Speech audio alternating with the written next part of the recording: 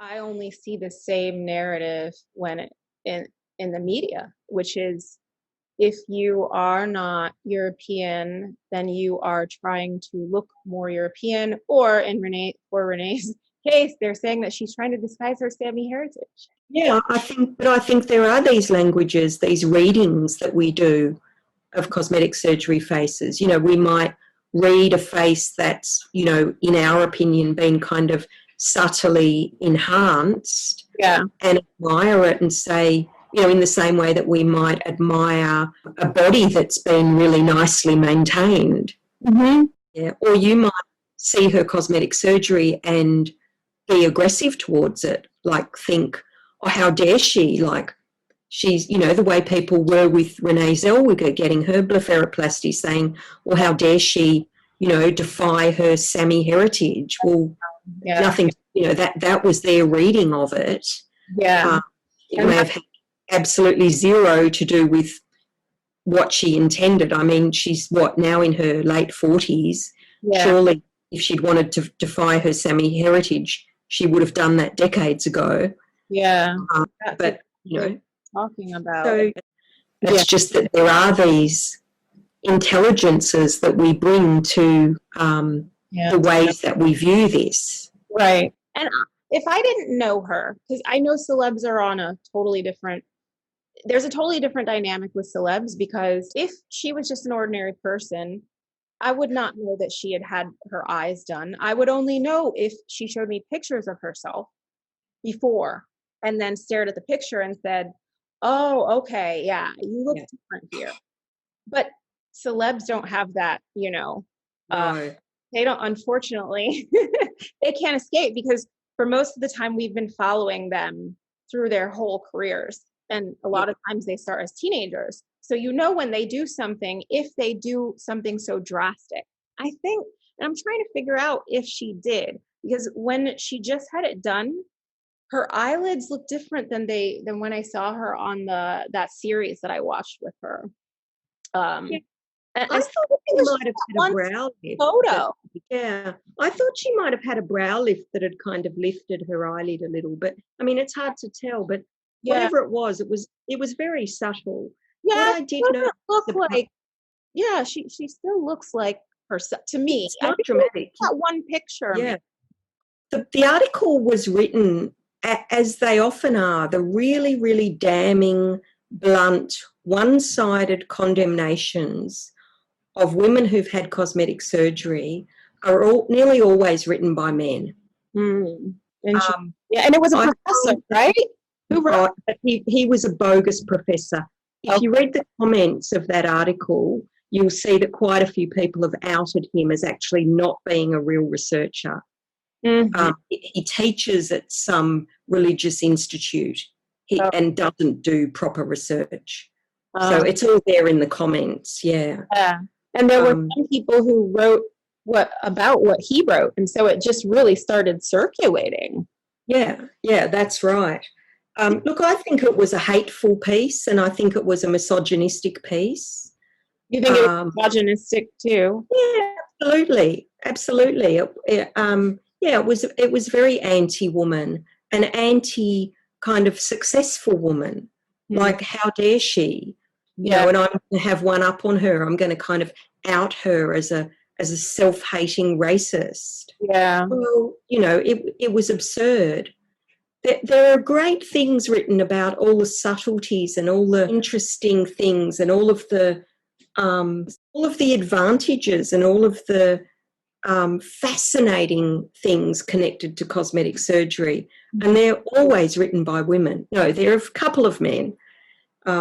There is a great writer called Alex Edmonds who's written about cosmetic surgery in Brazil. And he writes really beautiful, intricate, interesting stuff. But those sort of, it was not much more than a hate piece, really, that piece about Renee Zellweger. Yeah, it infuriated me, because I'm like, this is always the narrative. It's always the narrative, but yet as many lip injections as we discussed get done, and overly done. And not one, I cannot find one, I literally search to see not one article saying that European women who get lip injections want to look more African or want to look more Asian because, you know, every race has their features that are kind of, you know, distinct to them. And people of Asian and African ancestry, depending on the type of Asian, but people of especially West African ancestry are known to have, you know, fuller lips, but we don't go there. We just say, she just wants to have her lips injected. She wants to have her lips bigger to enhance her beauty. It would be fun. Any different. Exactly. It would be fun to write a piece that actually suggested that, or it would be fun to write that. The only thing is that people like you and me who might write that piece, we've actually thought deeply about it, and we know that that wasn't actually true because it's all more complex than that. So unfortunately, the people who believe, the people who'd never suggest that a white woman having her lips made bigger is trying to look African, are people who haven't actually bothered to think deeply about it. Yeah. And so, if they did, they would probably see how the what they're writing is it's bias. It's very biased. Yeah, it's prejudice, and like I said earlier on, it's like damned if you do, damned if you don't. Yeah. And it's arrogant, it's extreme arrogance, and it's Eurocentrism. So it's just this assumption that, well, I'm part of the dominant culture. My culture actually is the most beautiful. Yeah. And everyone wants to look like me. Yeah. But it's just not the case. And as soon as, you know, someone in my profession actually goes out, interviews people, does field work, watches what people do, talks to them about what they want done and why, we very quickly realise that it's nothing to do with wanting to look European. It might, the closest I think you could say that it is partly about wanting to look European is that for some people it can be a sensible and considered reaction to racism, right? Which is different to wanting to look European, right? Yeah. If you've been actively discriminated against in the workforce, you may well say to yourself, okay, I'm going to do something about this. And that's obviously tragic. Yeah. But it doesn't mean you're some kind of victim. You know, it means that you've identified a systemic, institutionalized system that is working against you. Yeah. Realized you're not going to be able to beat it. Yeah. So in some way you have to join it. And actually all of us do that in some way. Yeah. You know. I guess you can say that. I mean, but like, when I start going gray, am I not going to try to cover it, you know, to look younger? Because people see younger people as, oh, they have their whole lives ahead of them. And there's subconscious thought that happens when we see someone, you know, and we can't help that. They've done studies like we can't help that. We had to learn, is this person a threat? Is this person not a threat? There's, you know, we're visual creatures. There's so much bias.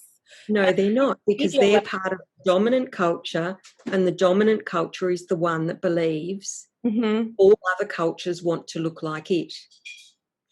I see. So you think it's because it's the dominant culture. So it's just, that I guess that makes sense.